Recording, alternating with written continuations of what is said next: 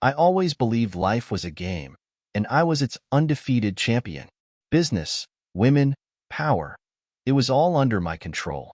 So when my best friend Jack proposed a bet at a lavish New York party, I didn't even hesitate.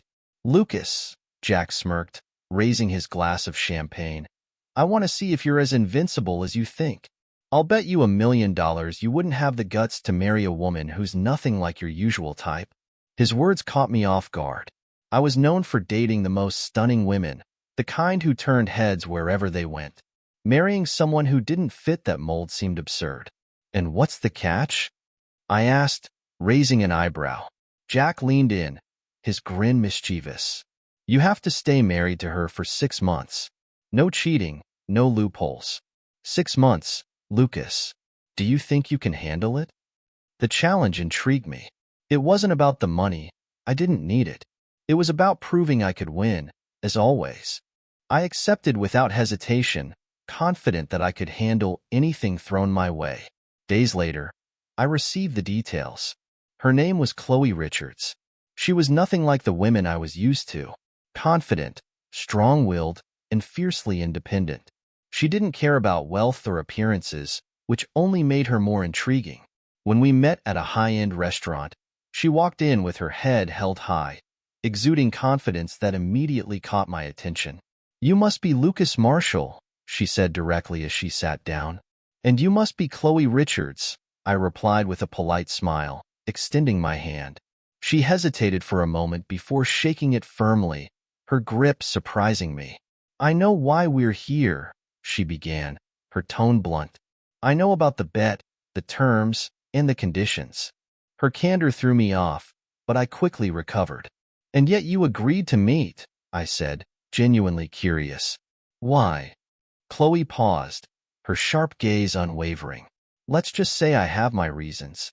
6 months may not seem like a long time, but a lot can change in that time. If you think you can control me, Lucas, you're mistaken." Her confidence was both irritating and captivating. This wasn't going to be as easy as I thought, but it only made me more determined to win. As I left the restaurant that evening, I couldn't stop thinking about Khloe. She was unlike anyone I'd ever met, and I couldn't shake the feeling that this bet might be more challenging than I had anticipated. The wedding day came faster than I expected, and as I stood at the altar waiting for Khloe, I couldn't help but smirk to myself. This was just another deal to win, a game where I would ultimately emerge victorious. Jack was watching from the front row, a knowing grin plastered across his face. I could feel his eyes burning into me, silently reminding me of the stakes. And then she appeared. Khloe walked down the aisle with an air of calm defiance, her chin held high and her gaze fixed firmly ahead. She wasn't intimidated by the lavish setting or the dozens of strangers staring at her. She wasn't nervous or shy. She was Khloe Richards, unshaken and completely unapologetic. When she reached me, I offered her my most charming smile. She didn't smile back. Instead, she looked me in the eye and whispered, "Remember, Lucas, 6 months, not a day more." The ceremony was a blur. To everyone around us, it might have looked like a glamorous love story, but for Khloe and me, it was a business transaction, one that neither of us planned to take lightly. Afterward, I brought her to my penthouse in the heart of New York City. The massive windows showcased a breathtaking view of the skyline, the kind that had always made me feel invincible. But Khloe wasn't impressed. She walked inside, her gaze sweeping over the luxurious decor, the priceless art pieces, and the marble floors. Then she turned to me with a raised eyebrow. "Nice place," she said flatly, dropping her purse on the pristine white couch. "But don't expect me to be impressed by this. I'm not one of your conquests." Her words stung more than I cared to admit. I wasn't used to being dismissed, especially not in my own home. But I played it cool, shrugging as if her reaction didn't bother me. "I wasn't trying to impress you," I lied. "I just thought you'd like to see where you'll be living for the next 6 months." Khloe smirked, a hint of amusement in her eyes. 6 months, Lucas. Not a day more." The first few days of our marriage were tense. I tried to impress her with expensive gifts, designer clothes, diamond jewelry, tickets to exclusive events, But Khloe refused everything. She insisted on keeping her modest routine, as if to remind me that my wealth had no power over her. "I don't need these things, Lucas," she said one morning, handing back a bracelet I had spent hours picking out. "Save them for someone who does." It infuriated me. No one had ever resisted me like this before. I was Lucas Marshall, for God's sake. Women fell over themselves for a chance to be in my world, to wear the things I gave them, to bask in the lifestyle I provided. But Khloe was different. She wasn't playing by my rules, and it drove me insane. So, I changed tactics. If gifts didn't work, maybe control would. I started interfering with her schedule, making her wait for meetings, and insisting that she didn't need to work anymore. But Khloe saw through my every move. "You're wasting your time, Lucas," she said one evening as she poured herself a glass of wine. "I'm not some pawn in your game." Her words cut deeper than I wanted to admit. She was right, of course, but I wasn't ready to give up. The more Khloe resisted, the more determined I became to win her over. It wasn't about the bet anymore. It was about proving to her, and to myself, that I could conquer even the most unyielding of challenges. But the harder I tried to control her, the more she pushed back. Conversations turned into arguments, and small provocations escalated into full-blown standoffs. "I don't understand you," I said one night, my frustration boiling over. "Any other woman would be thrilled to live this kind of life, but you act like it's nothing. What do you really want, Khloe?" She stared at me for a long moment, her eyes piercing through me in a way that made me feel exposed. "What do I want?" she repeated, her voice steady but intense. "I want respect, Lucas. I want dignity. And I want you to understand that money doesn't buy either of those things." Her words hit me like a freight train. For the first time, I felt something I hadn't felt in years: doubt. Doubt in my methods, doubt in my power, doubt in myself. As I lay awake that night, staring at the ceiling of my penthouse, I couldn't shake the feeling that Khloe was right. She wasn't just challenging me. She was forcing me to confront parts of myself I had long ignored. And for the first time, I began to wonder if I was the one being played all along. The first week of marriage passed like a slow-moving storm, filled with tension so thick you could cut it with a knife. I had always thought of myself as a master of every situation, but with Khloe, my usual strategies didn't work. She wasn't impressed by my wealth, nor did she care about the luxuries I could offer. It was infuriating and intriguing. I had spent my life crafting the perfect image. Lucas Marshall, the man who always wins. Women adored me, business associates feared me, and competitors envied me. But Khloe Richards was unimpressed. No, more than that, she actively resisted me. She wasn't playing hard to get. She genuinely didn't care. Every attempt I made to bring her into my world was met with calm indifference. "Expensive jewelry?" She handed it back with a polite but firm, "No, thank you." "Designer dresses?" "Not my style," she'd say, as though rejecting thousands of dollars of couture was as simple as saying no to a cup of coffee. At first, I thought it was an act, a game of her own to throw me off balance. But as the days turned into weeks, I realized Khloe wasn't pretending. She truly didn't care about the things that had always defined me: money, power, control. The realization stung more than I wanted to admit. One evening, I invited her to a high-end restaurant, hoping that the atmosphere of wealth and exclusivity would finally crack her composure. She showed up in a simple black dress, elegant but unassuming. The maitre d' led us to a private table overlooking the city, the kind of view most people would kill for. "Impressive," I said as we sat down, gesturing to the view. She looked out the window briefly, then turned back to me with a small smile. "It's nice, but a view is just a view, Lucas. It doesn't change who you are." Her words hit me harder than I expected. I covered my surprise with a smirk. "And who do you think I am?" She tilted her head, studying me like a puzzle she wasn't sure she wanted to solve. "I think you're a man who's used to getting what he wants, but I also think you're starting to realize that some things can't be bought." I laughed, but it sounded hollow even to me. "And what can't be bought, Khloe?" "Respect, dignity, trust." Her voice was steady, her gaze unwavering. You can't put a price on those things, Lucas. For the first time in a long time, I didn't know what to say. The days following our tense breakfast were a battleground of unspoken challenges and quiet standoffs. Khloe's refusal to quit her job stayed with me, gnawing at my pride. It wasn't just her words that bothered me.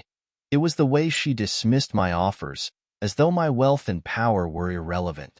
For the first time, I began to feel truly out of my depth.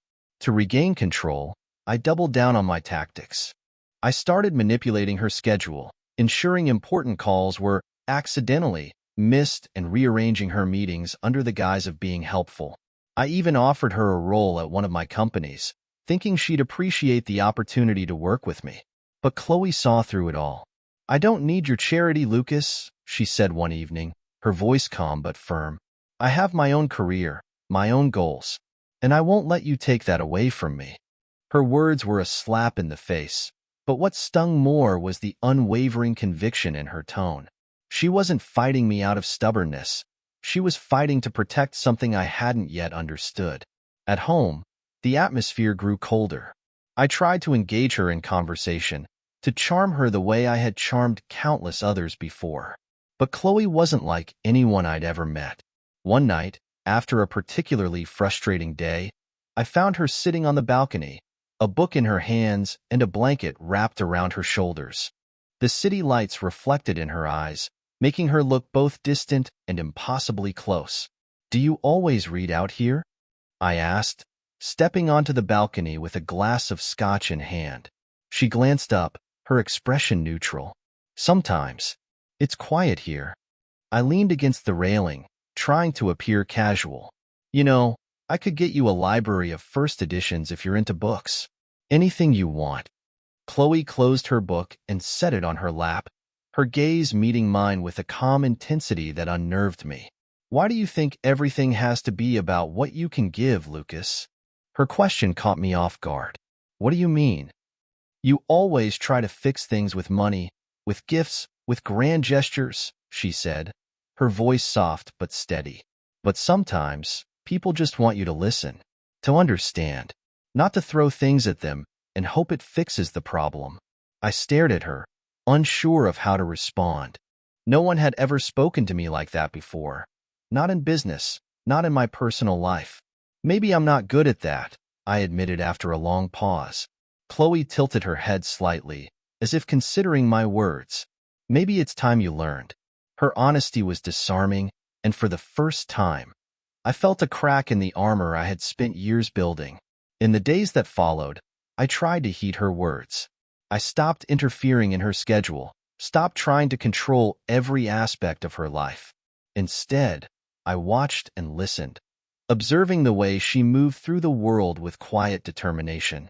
She had a way of making even the smallest moments feel significant, whether it was the way she savored her morning coffee or the way she focused entirely on a conversation, giving the other person her full attention. It was maddening and mesmerizing all at once. But even as I tried to change, Khloe remained guarded. She kept me at a distance, her walls as impenetrable as ever. And though I was no stranger to challenges, this one felt different. For the first time, I wasn't trying to win for the sake of winning. I wanted to understand her, to connect with her on a level I had never cared to explore before. One evening, we found ourselves sitting in the living room, a rare moment of shared silence. She was reading again, and I was pretending to watch the news, though my eyes kept drifting to her. "Khloe," I said suddenly, breaking the quiet. She looked up, her expression patient but wary. "Yes? Why did you agree to this?" I asked, my voice quieter than I intended.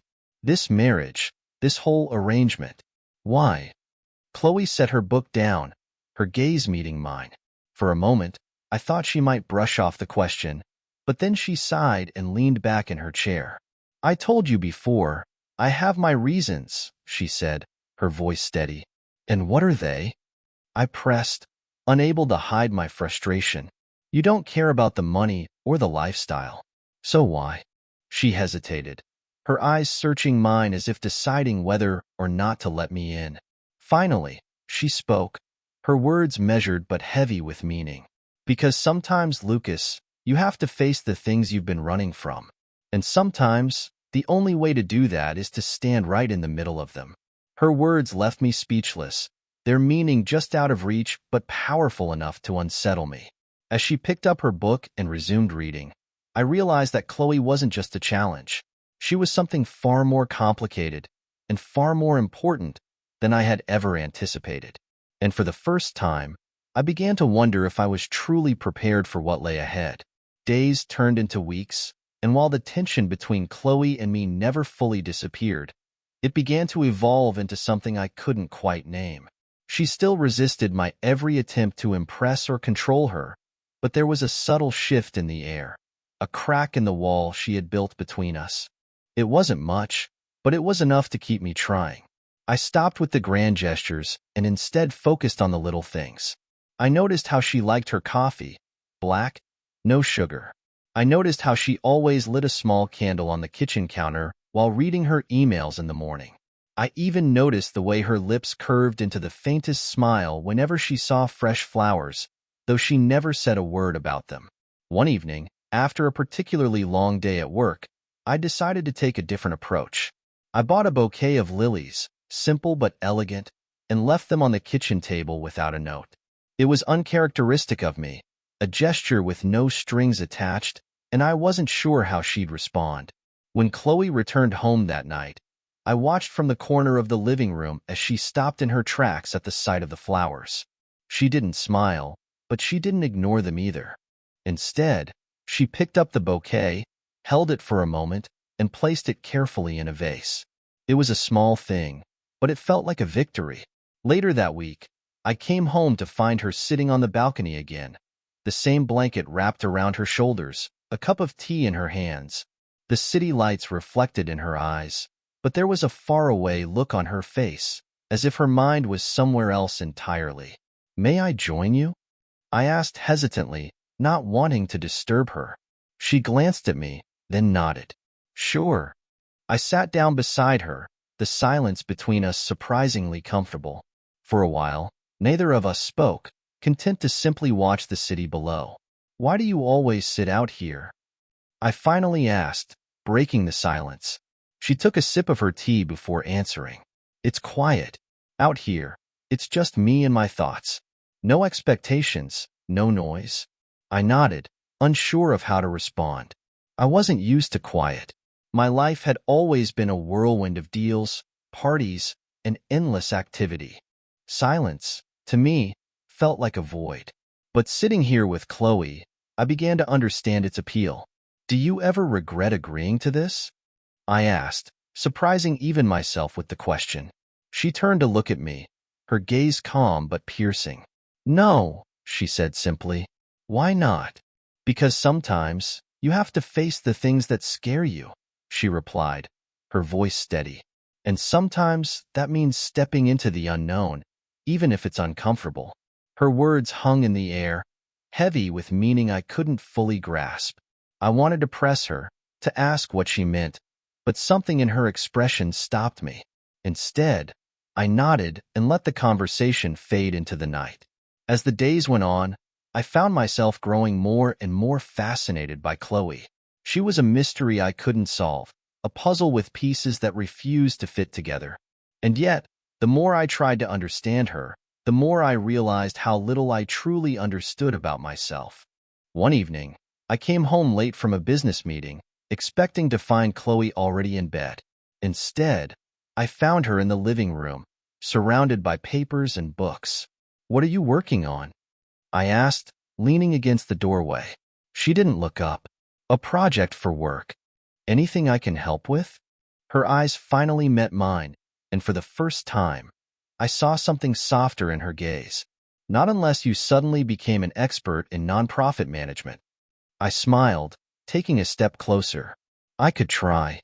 Khloe shook her head, but there was a hint of amusement in her expression. "Thanks, but I think I've got it." I watched her for a moment, then sat down on the couch across from her. "You're really passionate about this, aren't you?" She nodded, her focus returning to her work. "I am. It's not just a job for me. It's a way to make a difference." Her words struck a chord I hadn't expected. For so long, my life had been about winning, about climbing higher, earning more, proving I was the best. But Chloe's passion wasn't about personal gain. It was about purpose. And for the first time, I felt a flicker of something I couldn't quite name. Admiration? Respect? Whatever it was, it made me want to try harder. Not to win, but to truly connect. That night, as I lay in bed staring at the ceiling, I realized how much had changed since the day I agreed to Jack's bet. Chloe had challenged me in ways I hadn't anticipated, forcing me to confront parts of myself I had long ignored. She wasn't just a woman I had married for 6 months. She was becoming something more, something I didn't yet fully understand but couldn't ignore. And for the first time in my life, I began to wonder if I was capable of real change. Weeks passed, and the distance between us seemed to lessen, though neither of us acknowledged it out loud.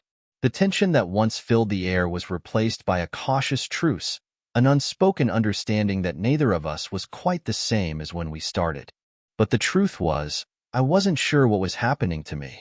Chloe wasn't like anyone I'd ever met, and it terrified me how much I thought about her, about the way her confidence lit up a room, or how her quiet strength made me question my own. One evening, after a particularly draining day at work, I came home to find her in the kitchen.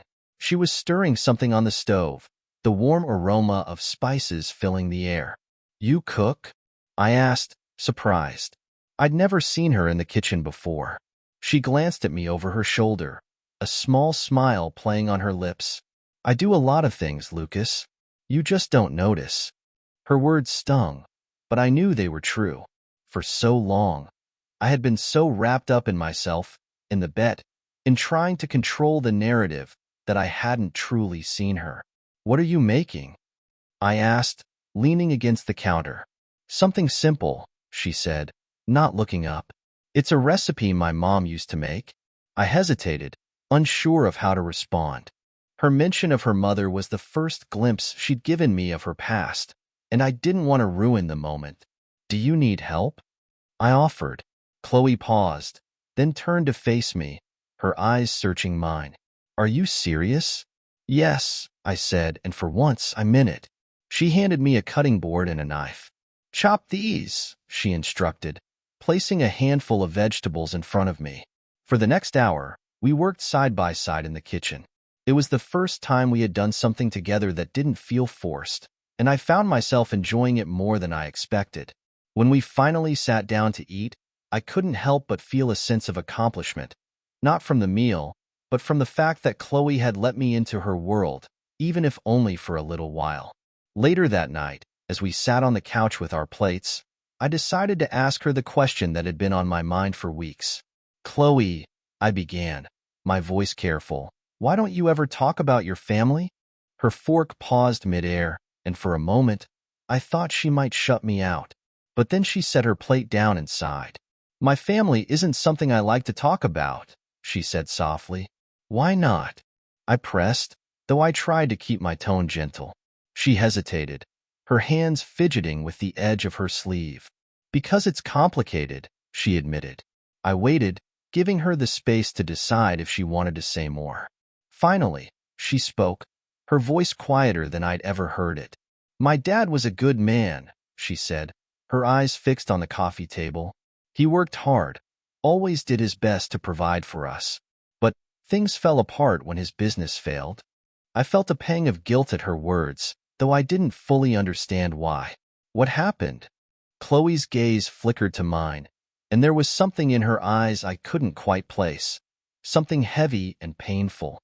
"A larger company bought him out," she said, her voice barely above a whisper. "He lost everything. His business, his pride, his will to keep going."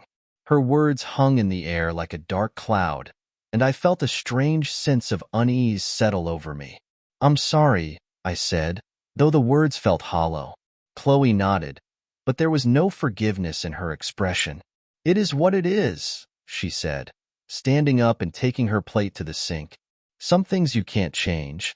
I stayed awake long after she went to bed that night, her words replaying in my mind.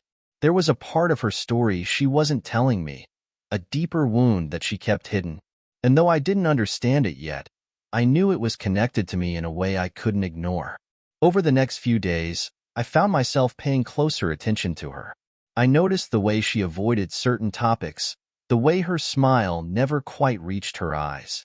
I wanted to ask her more, to understand her pain, but I also knew she wasn't ready to let me in. And then one night, everything changed. It was late, and I had just returned from a business meeting. The penthouse was dark except for a faint light coming from the balcony.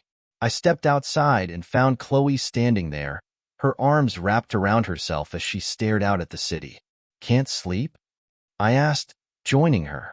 She didn't look at me, her gaze fixed on the skyline. "No," she said simply.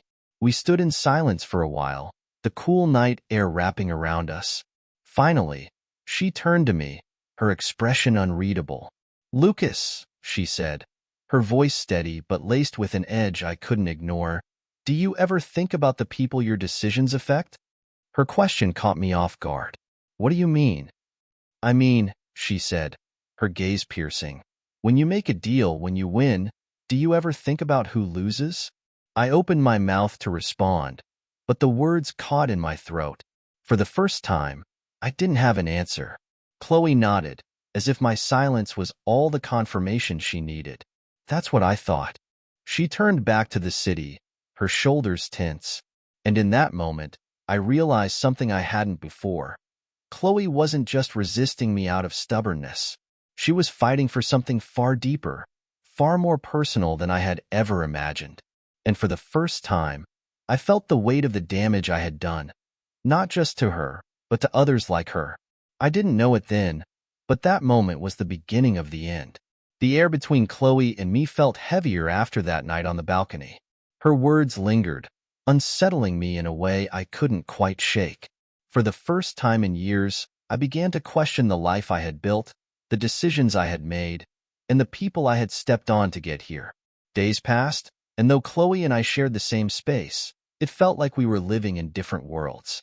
I wanted to bridge the gap, but something told me she was holding back, keeping a part of herself hidden from me. And then, one night, she let the truth slip. It started innocently enough. I had come home late after a grueling day at work, expecting to find Khloe already in bed. Instead, I found her in the living room, sitting on the couch with a glass of wine in her hand. She looked up as I walked in, her expression unreadable. "You're late," she said, her voice calm but carrying an edge. "Long day," I replied, loosening my tie. "Mind if I join you?" She shrugged, gesturing to the empty seat beside her. "Suit yourself." I poured myself a drink and sat down, the silence between us stretching longer than usual. For a while, neither of us spoke, the only sound coming from the faint hum of the city outside. And then, out of nowhere, Khloe spoke. "Do you remember Richards Enterprises?" she asked, her tone deceptively casual. The question caught me off guard. I frowned, searching my memory. Richards Enterprises? That was years ago. A small company, right? Why? Khloe set her glass down and turned to face me, her eyes boring into mine with an intensity that made my chest tighten. "That company was my father's," she said, her voice steady but filled with a quiet fury. "And you destroyed it." Her words hit me like a punch to the gut. I blinked, trying to process what she had just said. "What?" "You heard me," she continued, her tone unwavering. "Your company undercut his contracts, bought out his suppliers, and left him with nothing. He lost everything because of you, Lucas. His business, his pride, his will to live." My heart sank as the weight of her words settled over me. Memories of that deal flashed through my mind. The late nights, the negotiations, the ruthless strategies. I had thought of it as just another win, another step up the ladder. I had never stopped to consider the people on the other side of the deal. "Khloe, I didn't know." I began, my voice faltering. "Of course you didn't know," she snapped, her eyes blazing. "You didn't care to know. To you, it was just business. But to my family, it was everything." I stared at her, my mind racing. I wanted to defend myself, to explain that I had only been doing what I thought was necessary. But deep down, I knew there was no excuse. What happened to him? I asked quietly, though I was afraid of the answer. Khloe's jaw tightened, and for a moment, I thought she might not respond. But then she took a deep breath, her voice trembling. He couldn't handle the shame of losing everything, she said. He took his own life. And my mother and I, we were left to pick up the pieces. The room fell into a suffocating silence. I couldn't breathe, couldn't think. All I could do was stare at her, my chest aching with a guilt I had never felt before. I didn't know, I repeated, though the words felt hollow. Khloe shook her head, her expression a mixture of anger and pain. That's the problem, Lucas. You never know. You destroy lives without a second thought, and then you move on as if nothing happened. Her words cut deeper than any insult I had ever received. For the first time in my life, I felt the weight of my actions, the real, human cost of my ambition. I'm sorry, I said, though I knew it wasn't enough. I didn't mean to. To what? She interrupted, her voice rising. To ruin everything? To leave us with nothing? My father's death wasn't just an accident, Lucas. It was a direct result of your choices. I tried to respond, but no words came. What could I say to make it better? Nothing. Khloe stood up, her movements sharp and deliberate. This is why I agreed to the marriage, she said, her voice steady despite the tears in her eyes. Not for the money, not for the bet, but to make you see the consequences of your actions, to make you feel what it's like to lose. I sat there, frozen, as she walked out of the room, leaving me alone with the crushing weight of her revelation. The days following Khloe's revelation were unbearable. She didn't speak to me, didn't even look at me. Her silence was heavier than her words had been, and it crushed me in ways I hadn't known were possible. I couldn't focus on work. The deals, the meetings, the endless chase for power. It all felt hollow now. My mind was consumed by the image of Khloe standing in the living room, her voice trembling as she told me about her father. I had built my empire on the ruins of people's lives, and for the first time, I couldn't ignore the damage I had caused. One evening, I found Khloe sitting on the balcony again, her arms wrapped around herself as she stared out at the city. I hesitated before joining her, unsure if she even wanted me there. I'm sorry, I said quietly, breaking the silence. She didn't respond, her gaze fixed on the horizon. I know I've said that before, I continued, and I know it doesn't mean much, but I am. I'm sorry for what I did to your family. I'm sorry for what I've done to so many people. I didn't see it then, but I see it now.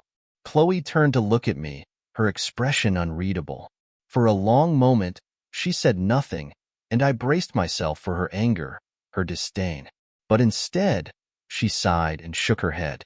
Sorry doesn't fix anything, Lucas, she said, her voice calm but tired. It doesn't bring my father back. It doesn't erase the years my mother and I spent struggling to survive. And it doesn't change who you are. Her words hit me like a blow, but I didn't look away. You're right, I said. It doesn't. But I want to change, Khloe. Not for the bet, not for anyone else, for me. Because I can't keep living like this, knowing what I've done. For the first time, something in her expression softened. It wasn't forgiveness, but it wasn't the cold indifference she had shown me before. You can't undo the past, Lucas, she said, but you can decide what kind of person you want to be moving forward. Her words stayed with me long after she left the balcony. The next morning, I started making calls. I reached out to the families of the companies I had crushed, offering restitution where I could. I donated to nonprofits, set up scholarships, and began dismantling the parts of my business that thrived on exploitation. It wasn't enough, not by a long shot, but it was a start. Khloe watched my efforts from a distance, saying little but observing everything. She didn't praise me, didn't offer encouragement, but she also didn't dismiss me. Her silence was a constant reminder that I had a long way to go. As the 6-month mark of our marriage approached, I began to dread the end. What had started as a bet had turned into something far more complicated. I didn't want to lose Khloe, not because of the bet, but because of what she had come to mean to me. One night, I found her in the kitchen, sipping a cup of tea. "Khloe," I began, my voice unsteady. She looked up, her eyes cautious but curious. "I know our time is almost up," I said, "but I don't want this to end. I know I've made mistakes, more than I can count, but I want to try. I want to be better, and I want to do it with you." For a long moment, she didn't say anything. The silence stretched between us, heavy with uncertainty. Finally, she set her cup down and met my gaze. "Lucas," she said, her voice steady but kind, "I see that you're trying, and maybe one day I'll be able to forgive you. But I can't make you my whole world. I need to heal, and so do you. Separately." Her words crushed me, but I knew she was right. When the 6 months ended, Khloe packed her things and left the penthouse. She didn't slam the door or make a dramatic exit. She simply walked away, leaving behind the man I had been and the man I was trying to become. In the weeks that followed, I threw myself into my work, not the deals and the money, but the restitution, the rebuilding. It wasn't enough to erase the past, but it was a step towards something better. And though Khloe was gone, her presence lingered in everything I did. She had been the catalyst for my transformation, the force that broke me down and rebuilt me into someone I barely recognized. Months later, I received a letter. It was from Khloe. Her words were simple but powerful. "Lucas, I see the changes you're making, and I respect that. Keep going. One day, maybe our paths will cross again. Until then, take care of yourself. Khloe." As I folded the letter, a small, bittersweet smile crossed my face. She was right. Our paths weren't meant to run parallel, not yet. But for the first time in my life, I was okay with that. Because for the first time, I wasn't chasing a win. I was chasing something real, something lasting. And maybe, just maybe, I'd find it.